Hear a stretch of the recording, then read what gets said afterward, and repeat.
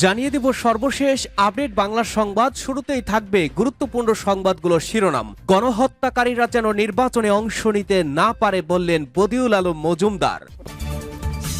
এদিকে জানিয়ে দেব সীমান্তে ফের কাঁটাতারের বেড়া দেওয়ার চেষ্টা বিএসএফ এর, অতঃপর বিজেপির বাধায় বন্ধ হয়ে গেল। জানিয়ে দেব দ্য হিন্দুর দাবি স্পিকারের কাছে ক্ষমতা হস্তান্তর করতে চেয়েছিলেন স্বৈরাচারী শেখ হাসিনা। এরপরেই থাকবে সীমান্ত পিলার পুনর্নির্মাণেও অসহযোগিতার অভিযোগ বাংলাদেশের বিরুদ্ধে। এবং সর্বশেষ জানিয়ে দেব একটি গুরুত্বপূর্ণ বিশেষ প্রতিবেদন। 4 ভাগে ভাগ হয়ে যাবে বাংলাদেশ, বদলে যাবে ভারতের সব হিসাব, ইউনূস সরকারের আমলে নয়া জটিলতা। শুনছিলেন সর্বশেষ আপডেট বাংলা সংবাদগুলোর শিরোনাম, এবারে জানাবো বিস্তারিত। গণহত্যাকারীরা যেন নির্বাচনে অংশ নিতে না পারে বললেন বদিউল আলম মজুমদার।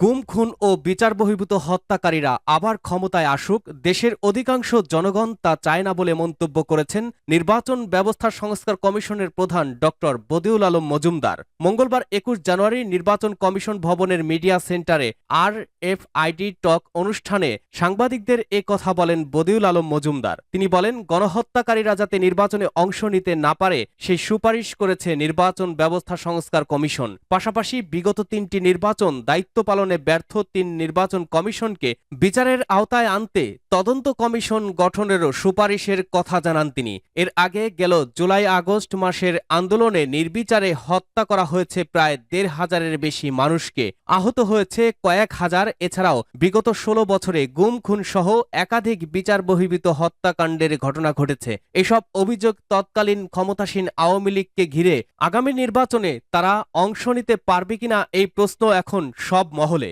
বদিউল আলম মজুমদার বলেন, কাউকে নির্বাচন থেকে দূরে রাখা আমাদের উদ্দেশ্য নয়, আমরা চাই যে অন্যায় করেছে তাদের বিচারের আওতায় আনা।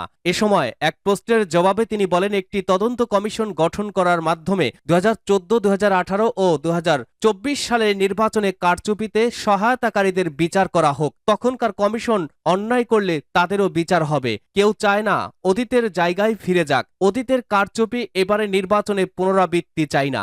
এদিকে নির্দলীয়ভাবে স্থানীয় সরকার নির্বাচন চায় নির্বাচন ব্যবস্থা সংস্কার কমিশন। লেজুর ভিত্তিক ছাত্র শিক্ষক রাজনীতি এবং রাজনৈতিক দলগুলোর বিদেশি শাখা বন্ধ সহ দলগুলোর অভ্যন্তরে গণতন্ত্র সুসংহত করা সহ নানা ধরনের সুপারিশের কথাও জানান Badiul Alam Majumdar.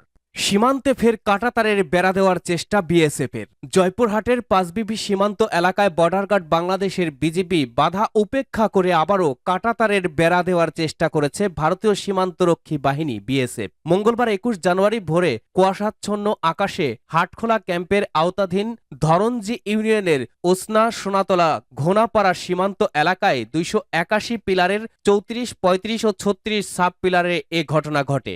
Joypurhat Hatkhola 20 BOP camp commander Shahjahan বিষয়টি কালবেলাকে নিশ্চিত করেছেন। বিজিবি ও স্থানীয় সূত্রে জানা গেছে, আন্তর্জাতিক আইন অনুযায়ী সীমানার 150 গজের মধ্যে ঘেরার কাজ করা যাবে না। তবে সীমান্তের হাটখোলা বিওপির পূর্ব ওসনা ঘোনাপাড়া এলাকায় মেইন পিলার 281 এর 33, 34 ও 35 সাব পিলার অংশে আনুমানিক 29 গজ ভারতের অভ্যন্তরে আজ আবারও কাঁটাতারের বেড়া নির্মাণের জন্য কাজ শুরু করে বিএসএফ এর সদস্যরা। বিষয়টি স্থানীয়দের মাধ্যমে জানতে পেরে বিজিবি আবারও বাধা দেয়। এরপর কাজ বন্ধ রাখেন বিএসএফ এর সদস্যরা। এ নিয়ে বিকেলে বিজিবি বিএসএফ এর পতাকা বৈঠকের কথা রয়েছে। এ ঘটনায় স্থানীয়দের মধ্যে বিরাজ করছে আতঙ্ক। পরিস্থিতি শান্ত থাকলেও পরপর বিএসএফ এর এমন ঘটনার সীমান্তে বসবাসকারীদের মধ্যে আতঙ্ক বিরাজ করছে। বিজিবির হাটখোলা বিওপির কোম্পানি কমান্ডার শাহজাহান বলেন, বিএসএফ সদস্যরা সীমান্তের শূন্য রেখা থেকে 20 গজের মধ্যে কাঁটাতারের বেড়া নির্মাণ কাজ করছিল। আমরা কাঁটাতারের বেড়া নির্মাণ কাজ বন্ধ রাখতে বলেছি, বিএসএফ সদস্যরা আর কাজ করেনি। আজ বিকেল 3টায় পতাকা বৈঠকের আহ্বান জানিয়েছি। বিজেপি জয়পুরহাট ব্যাটালিয়নের অধিনায়ক লেফটেন্যান্ট কর্নেল নাহিদ নেওয়াজ বলেন, বিএসএফ কাজ বন্ধ রেখেছে। এ বিষয় নিয়ে বিজিবি বিএসএফ এর কোম্পানি কমান্ডার পর্যায়ে পতাকা বৈঠক ডাকা হয়েছে। পতাকা বৈঠকে সমস্যার সমাধান হবে বলে আশা করছি।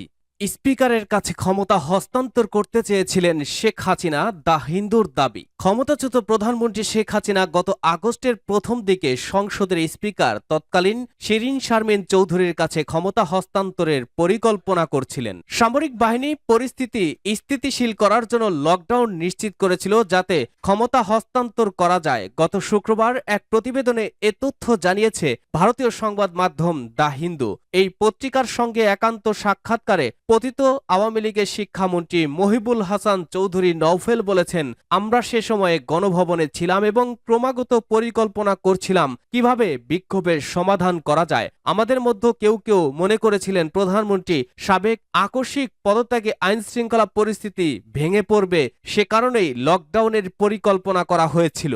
2024 সালের জুলাইয়ের প্রথম সপ্তাহে ঢাকার পরিস্থিতি নাটকীয়ভাবে পরিবর্তন হয়। এই সময়ে শেখ হাসিনা চীনে রওনা হন এবং তার সরকারের বিরুদ্ধে একটি পূর্ণাঙ্গ ছাত্র নেতৃত্বাধীন আন্দোলন তীব্র বিক্ষোভের রূপ ধারণ করে। ছাত্ররা যখন এক দফা দাবি শেখ হাসিনার পদত্যাগ দাবি করেন, তখন নওফেলকে বৈষম্য বিরোধী ছাত্র আন্দোলনের ছাত্র সমন্বয়কারীদের সঙ্গে আলোচনা করতে বলেছিলেন শেখ হাসিনা। পরে ছাত্র বিক্ষোভ তীব্র হয়ে উঠলে তিনি আত্মগোপনে চলে যান। নওফেল মনে করেন, আগামী দিনে অন্তর্বর্তী সরকারের ভবিষ্যৎ নির্ভর করবে যুক্তরাষ্ট্রে আগত ডোনাল্ড ট্রাম্প প্রশাসনের মনোভাবের ওপরে। নওফেল বলেন, ডক্টর মোহাম্মদ ইউনুস হিলারি ক্লিনটনের প্রেসিডেন্ট নির্বাচনী প্রচারণায় বিনিয়োগ করেছিলেন। তিনি বলেন, আমি নিশ্চিত 20 জানুয়ারি ট্রাম্পের শপথ নেওয়ার পরে অন্তর্বর্তী সরকারের জন্য কিছু প্রতিক্রিয়া হবে। ডক্টর ইউনুসের নেতৃত্বাধীন অন্তর্বর্তী সরকার আইন শৃঙ্খলা রক্ষায় ব্যর্থ হয়েছে অভিযোগ করে তিনি বলেন, বাংলাদেশের নিরাপত্তা পরিস্থিতিকে অন্যান্য সংঘাতপূর্ণ অঞ্চলের বিশেষ করে পশ্চিম এশিয়ার ঘটনাবলী থেকে বিচ্ছিন্নভাবে দেখা উচিত নয়। সীমান্ত পিলার পুনর্নির্মাণেও অসহযোগিতার অভিযোগ বাংলাদেশের বিরুদ্ধে। বহু জায়গায় নদীর পলি ও বালির নিচে চাপা পড়ে গিয়েছে সীমান্ত পিলার। সেখানে দুদেশের সীমান্ত স্পষ্টভাবে চিহ্নিত করতে ফের সীমান্ত পিলার চিহ্নিত করার উদ্যোগ নিয়েছে ভারত। সেজন্য সোমবার কলকাতা থেকে সার্ভে অফ ইন্ডিয়ার 7 জনের প্রতিনিধি দল কুসলিবাড়ি থানার অন্তর্গত সিংপাড়া ও চাঁদনী সীমান্ত চৌকিতে যান। সীমান্ত পিলার পুনর্নির্মাণেও অসহযোগিতার অভিযোগ উঠল বাংলাদেশের বিরুদ্ধে। কোচবিহারে 3 বিঘা করিডোর লগোয়া তিস্তার চরে বালির নিচে চাপা পড়ে যাওয়া সীমান্ত পিলার পুনর্নির্মাণে ভারতের ডাকে সাড়া দেয়নি বাংলাদেশ। এর ফলে সমীক্ষার কাজ না করেই ফিরতে হলো ভারতীয় আধিকারিকদেরকে। বিষয়টি ইতিমধ্যে পদস্থ আধিকারিকদেরকে জানিয়েছে বিএসএফও এই সার্ভে অফ ইন্ডিয়ার আধিকারিকরা, যার ফলে তিস্তার স্তরে অরক্ষিত ওই সীমান্ত নিয়ে অনুপ্রবেশ ও পাচারের আশঙ্কা থাকছেই। 4 ভাগে ভাগ হয়ে যাবে বাংলাদেশ, বদলে যাবে ভারতের সব হিসাব। ইউনূস সরকারের আমলে নয়া জটিলতা।